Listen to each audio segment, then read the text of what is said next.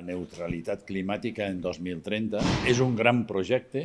és un projecte que no podem fer sols, i ho hem de dir amb molta claritat, que volem implicar a tota la societat valenciana, però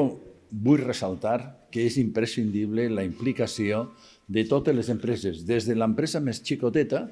fins a l'empresa més gran, perquè totes elles tenen un consum d'energia, totes elles han de plantejar-se com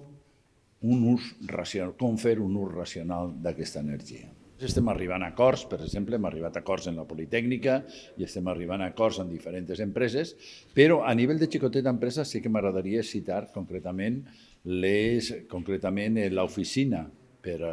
l'energia, que és una oficina que en el cas de xicotets empresaris està treballant amb ells, juntament amb ells, per a millorar la seva eficiència energètica. Hem de dir que els resultats que hem aconseguit fins ara són uns bons resultats que, a més d'altres coses, també ajuden a baixar el consum energètic i jo crec que és un